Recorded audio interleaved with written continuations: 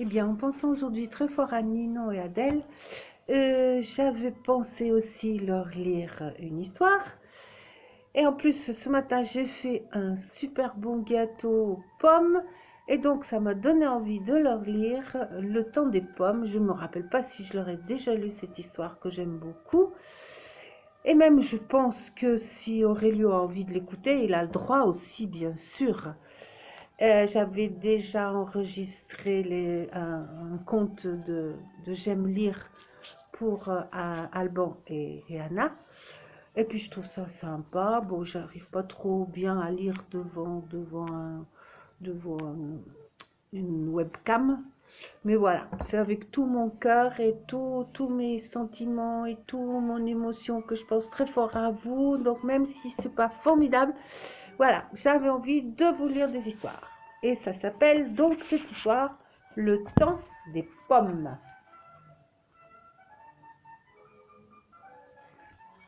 Et c'est de Adela Turin, une Italienne qui avait écrit de super beaux livres pour les petites filles. Mais pas seulement. Plus personne au palais du roi Kublai ne se souvenait de la Première Guerre, ni les ministres, ni les diplomates.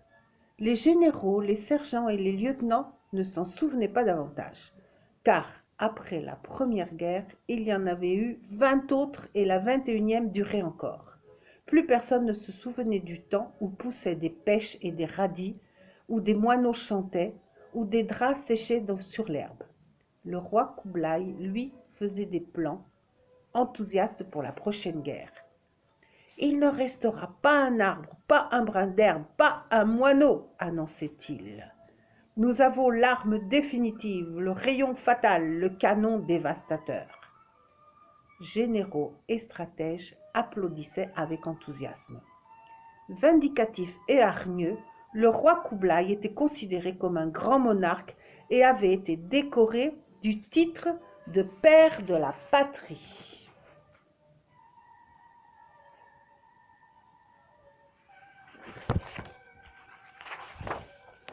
Le roi Kublai occupait le 20e étage du palais, les journalistes le 12e, les généraux le 10e. Au 7e étage vivaient les trois mages, Théophraste, Néfaste et Funeste, qui possédaient chacun une boîte magique. La boîte de Théophraste conservait les paroles du roi. Celle de Néfaste les faisait entendre très loin, et celle de Funeste permettait au roi de surveiller les coins les plus reculés de son royaume. Au 50e étage vivaient la reine Delphine et la princesse Philippine, ainsi que 174 veuves, orphelines et orphelins de guerre. Le palais n'avait ni balcon ni terrasse et du lundi au samedi, des balles et des boulets venaient frapper les murs et les fenêtres blindées. Pour aérer le palais, on attendait la trêve du dimanche décrétée par le grand-père du roi, qui, du temps où les truites miroitaient dans les rivières, aimait pêcher sans se faire cribler de plomb.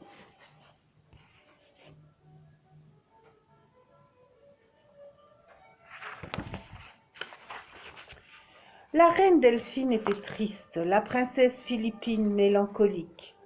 Malgré l'état d'alerte permanent, la vie était monotone derrière les fenêtres du palais. Partout, des coffrets fournis par Théophraste diffusaient des nouvelles du front. Leur voix n'arrivait pas jusqu'à la cuisine où Delphine et Philippine se réfugiaient pour oublier la guerre. Philippine construisait des châteaux avec les boîtes de conserve qui, du sol au plafond, garnissaient les armoires. En jouant, elle regardait les étiquettes. « Maman, c'est quoi cette chose rouge ?» « Une pomme, répondait Delphine. Philippine insistait. « C'est quoi une pomme ?» Il n'est pas facile d'expliquer ce qu'est une pomme à une petite fille qui n'a jamais vu ni orange, ni poire, ni pêche, ni rien de ce qui pousse sur les arbres.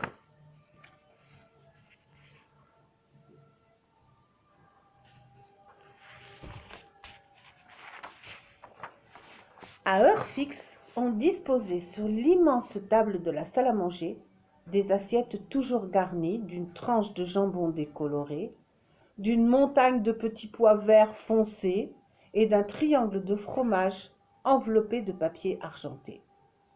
Delphine, Philippine, les veuves et les orphelins mangeaient sans appétit et se réfugiaient dans la cuisine pour échapper à la voix qui donnait les nouvelles. Lorsque le roi entrait fatigué de sa rude journée, on ouvrait une bouteille de vin et on remplissait les verres en son honneur. Regardant l'étiquette, Philippine demandait « Qu'est-ce que c'est, maman ?» Delphine ne savait comment expliquer ce qu'est une grappe de raisin à une petite fille qui n'a jamais vu ni fraises, ni framboises, ni rien de ce qui pousse dans les champs ou les buissons.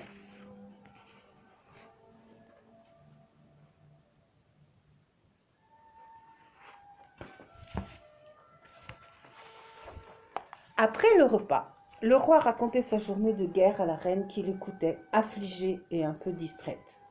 Parfois, en entendant les récits de batailles, de morts, de blessés, Philippine se mettait à pleurer. Une fois de plus, le roi déplorait sa malchance. « Si seulement j'avais eu un garçon !» Et il ordonnait furieux. « Qu'on emmène la princesse pleurnicher chez elle !» Dans son petit lit automatique qui se réchauffait dès qu'elle s'y glissait, Philippine essayait d'imaginer avant de s'endormir ce qu'étaient des pommes rouges sur un arbre vert. Elle n'y parvenait pas.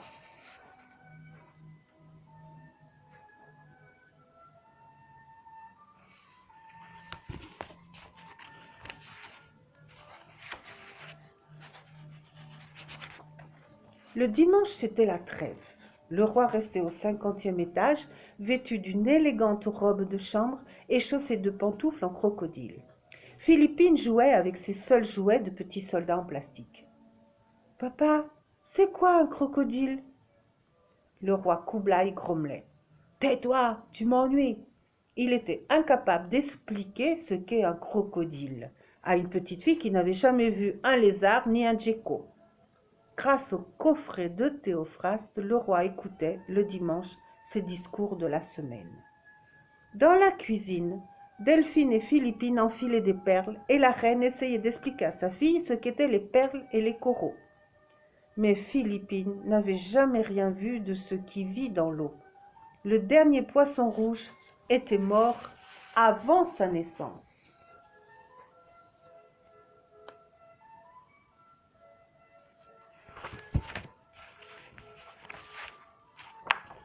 Quand Philippine eut 4 ans, Delphine pensa que le moment était venu de lui apprendre à lire. Dans la grande bibliothèque du palais, elle chercha pendant plusieurs jours un livre qui ne fût pas un manuel de balistique ou un traité de stratégie. Elle n'en trouva pas, et c'est ainsi qu'elle décida d'en écrire un. Elle commença par raconter ce qu'elle avait vu dans son enfance entre la 4e et la 5e guerre, au palais de son père, le roi Abondant. C'étaient des histoires de chats qui dormaient sur les fauteuils, de carottes qui poussaient sous la terre, et pour que Philippine comprenne mieux, elle dessinait tout soigneusement.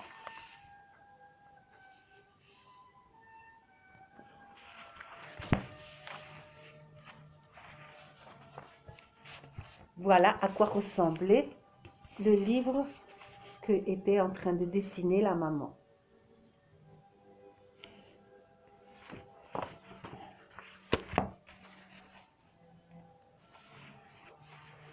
Page après page, les histoires s'allongeaient, les dessins embellissaient. Le soir, lorsque le roi Kublai rentrait, les oreilles pleines du son du canon, il trouvait la reine et la princesse penchées sur le livre, heureuses. Il enrageait. « Delphine, pourquoi lui bourrer le crâne avec ces histoires imaginaires? Tu sais bien que rien de cela n'existe plus. » Delphine et Philippine désobéissaient et continuaient à écrire, à rire et à dessiner dans le grand livre. L'après-midi, la cuisine se remplissait, les veuves et leurs enfants écoutaient, émerveillés, l'histoire du blé qui devint du pain et celle des oiseaux migrateurs.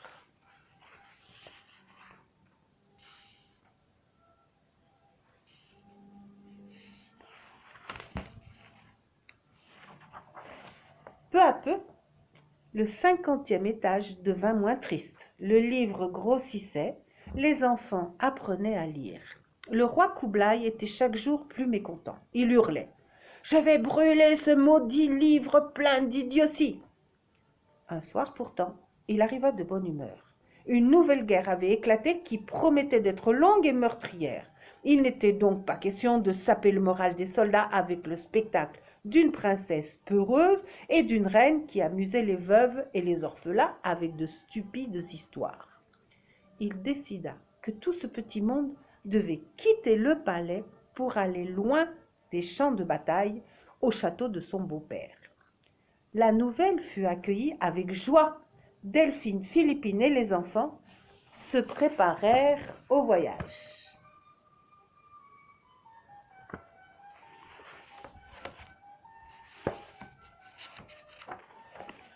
On emballa soigneusement le livre, on remplit des malles de papier et d'aquarelle, des valises de boîtes de couleurs et de crayons. C'est ainsi que par un matin doux de printemps, Delphine, Philippine, les veuves, les orphelins partirent joyeux vers le château du roi abondant. Les carrosses traversèrent des bosquets brûlés et des champs dévastés. L'après-midi, alors qu'ils étaient déjà loin, les collines étaient toujours aussi dénudées que celles qu'on apercevait des fenêtres blindées du palais. Partout, ce n'étaient que villages déserts et châteaux en ruines.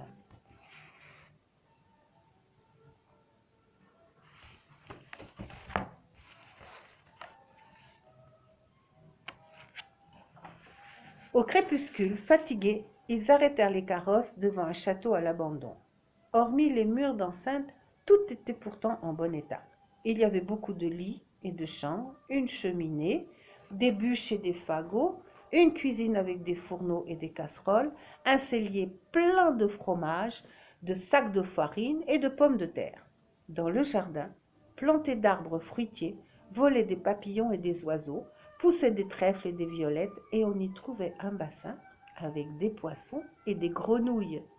Le lierre entourait les fenêtres, les abeilles bourdonnaient, les lézards paraissaient, les fourmis s'affairaient.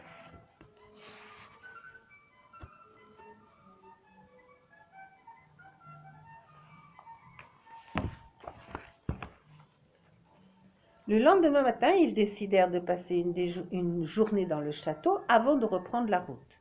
Ils allumèrent le four, firent du pain et préparèrent de délicieuses tartines de fromage. Le jour d'après, ils étaient encore là. Ils avaient découvert un piano et des guitares tout en haut du donjon, et dans la bibliothèque, des livres de poésie, des romans et des dictionnaires. Dans le parc, les enfants avaient trouvé une serre pleine de fleurs et avaient aperçu une vache avec son petit veau.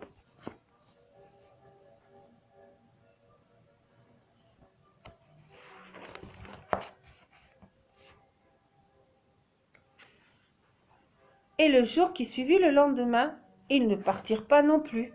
Ils avaient trouvé dans le jardin des salades et des tomates pour préparer une grande salade. Le lendemain de ce jour-là, ils comprirent qu'ils n'allaient pas partir de sitôt et Delphine fit décharger les bagages et reprit l'écriture du livre, là où elle l'avait laissé. Quelques jours après, ils découvrirent une petite cour où piaillaient des poules et des poussins. Au dîner, il y eut des omelettes. Grâce à Sébastien et ses poules pondeuses.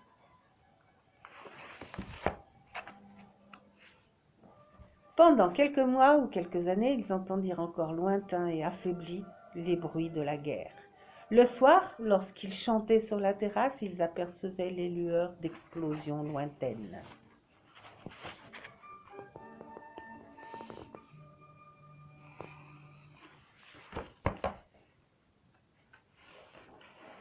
Bien du temps est passé.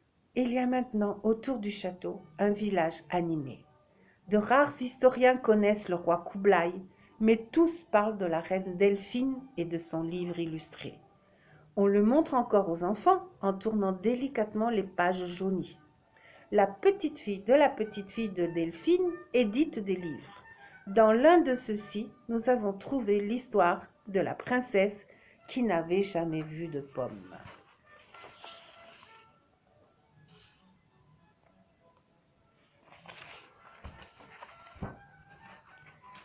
Et voilà mes petites et mes petits, donc j'espère que cette histoire vous a plu.